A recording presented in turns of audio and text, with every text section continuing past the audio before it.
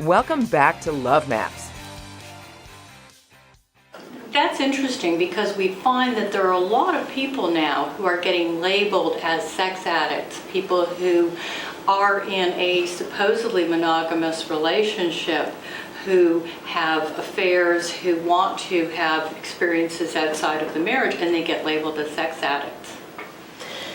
The whole sex addict category is actually fairly controversial. Some people who make a lot of money treating sex addiction are absolutely certain that it's real. Some people feel that it's just a puritanical society judging people for having a high sex drive.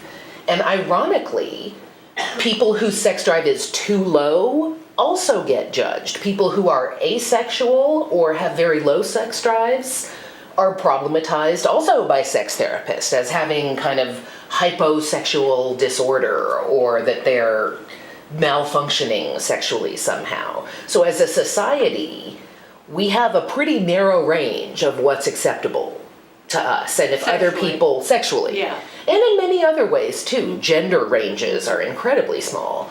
But sexually, we have this kind of identified smallish range that most people are comfortable with. And if you're outside of that range on either edge, you're judged as abnormal.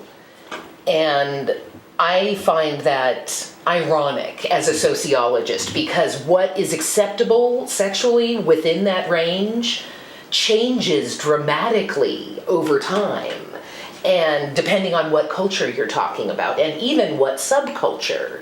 So clearly there's no set acceptable form of sexuality, that this is the one way, the right way to be sexual or be in relationship, if you look historically. Or one normal way for Right. human beings, sort of how people are supposed to be. And it's funny that you bring that up, because somebody recently asked me, are we wired to be monogamous? Is it reason? Well, some of us are, and some of us are not. And what you've been exploring is really the variety of ways that people love and have sex. And those two are not necessarily the same thing. Absolutely. One of the things I found really interesting about your book, stories from the Polycule. Isn't that a weird word? That's another word they made up. I didn't make that word up. Polycule. Okay, I love that. One of the things I found so interesting in your book, the stories from the polycule, was the variety of ways that people lived, the ways that people got into polyamorous relationships, the ways that those relationships worked. I found that very interesting. So there wasn't just one model of polyamory or one model of a polyamorous family. Absolutely. In fact, a new book came out recently called Designer Relationships, talking about exactly that. It's not my book, it's another two authors. And they talk about being able to kind of tailor and categorize any relationship by the way the people in the relationship want to run it. That there is no one-size-fits-all relationship, monogamous, polyamorous, swinging, open. Relationship anarchy is an increasingly popular thing among young people who don't necessarily organize their lives around a romantic relationship. People feeling like love and romance is fun and great when you have it, but not necessarily a stable enough or lasting enough way to organize your relationship. So having someone that you marry and then that's your main person for the rest of your life doesn't necessarily work out for everyone. So relationship anarchists often value relationships for what they're getting out of them and not how other people categorize them. So for instance, in my research, I've talked with one young woman whose sister, she views her sister as her primary partner because she can count on her sister. They've lived together, they raise their kids together. Her sister, when her sister says she's going to pay the rent, she does it. When men she's dated have said that they're going to be there and do something. Maybe they will, maybe they won't. She's found the men kind of come and go unreliably. So I was wondering, we often say, is that a thing? Is this something new? Is this something that's been around a while? Is this something that is more common among young people? Is it getting more acceptable? Is that why? I would say all of the above. The way we're thinking about it is new in terms of women or people of all genders having access to multiple partner relationships. Multiple partner to polygamy. Polygamy, which is one man with multiple wives, that has been present in pretty much every society across history. Wealthy men have Acquiring always. women, where Absolutely. women had no power, women had no choice often. So here we're really talking about women empowered to choose. Yes.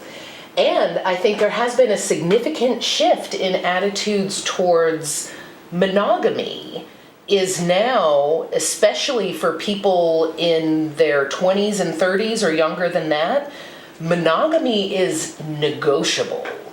If you have sex with someone once, let's say you're 22 and you're in college and you're hanging out with people and you hook up with someone and you have sex with them and then you think that you're in a relationship because you had sex that one time, you end up looking stupid and naive. You're not in a relationship just because you had sex with someone. If you want to have a relationship with that person, you have to have a define the relationship talk, which says, are we in a relationship or not? What are we doing? What can we expect from each other? So historically, monogamy has been the rule, and if you wanted something else, you had to negotiate it. And I think that is still the case for people in their 50s and 60s and that generation. But now young people, if you want monogamy, you need to negotiate that. You can't just assume monogamy the way you used to be able to. So I think there has been a paradigm shift in the way we think about monogamy as needing to be discussed and needing to be understood. Also, we're not necessarily sure what we mean by monogamy anymore. Does that include online flirting? And people get into a lot of trouble Absolutely. by not understanding what are the terms. So I'm not so sure that even those young people are being so good at having those conversations, even about monogamy, never mind about how are we going to be non-monogamous. Right. And a lot of Right. people get into emotional trouble, as you said, if they hook up with somebody and then they assume that, oh, now I know what kind of relationship we're having and we're not having. I mean, those people come in and see me. I see people who Absolutely. are, they don't know what's going on. They're confused. They don't know what's going on. Or even, for that matter, couples, married couples who had certain assumptions about who you can talk to, who you can talk to online, who you can meet for dinner, who you can go away with for a weekend with. So even if it's a monogamous relationship, what are the rules of a monogamous relationship? Absolutely. It's not clear anymore. And the rules about how to have sex, for that matter, too. How are you going to have sex? And what counts as sex? What counts as sex, right? Oral sex used to be so nasty that nice girls didn't do it. In the 40s and 50s, oral sex was like terribly nasty. Now, we're not really sure it counts as sex at all. And there are a lot of people who would say, okay, I know you well enough to have oral sex, but not well enough to have intercourse. Absolutely. Yeah, and it used to be kind of the other way around. Absolutely. Definitely. Yeah. So lots of room for confusion, but among all this confusion, there's also lots of freedom and diversity for people to decide what works for them in a way that there hasn't been that much access in the past. There haven't been as many ways to find other people interested in diverse relationships. And the internet has changed everything for sexuality. Is that how people mainly find polyamorous partners? Is Absolutely. It through the internet? So, for instance, there's this internet, I don't think it's an app, maybe it's a website, I'm not sure what it is, but it's called Meetup. And you go on there online and you can find like a polyamorous meetup in almost any large city in the US now. And that's a huge difference from 10 years ago even.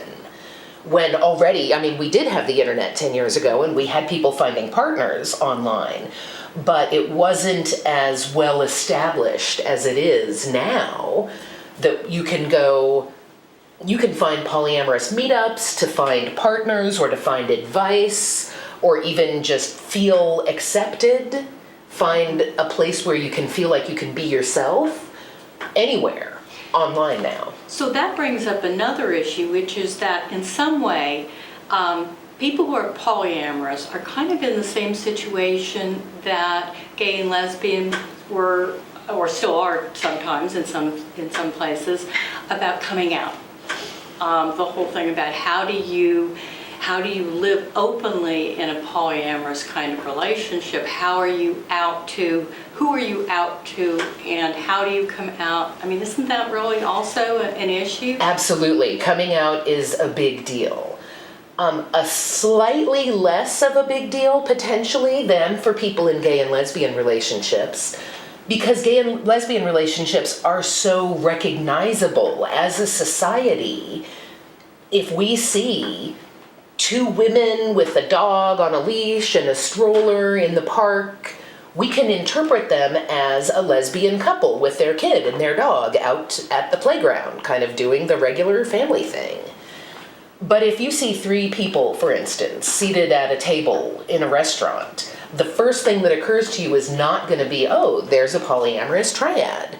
Maybe you'll think, oh, there's a couple with their friend or their brother or their sister or their employee, or I mean, there's a million things that occur to you. Any of those things. Absolutely.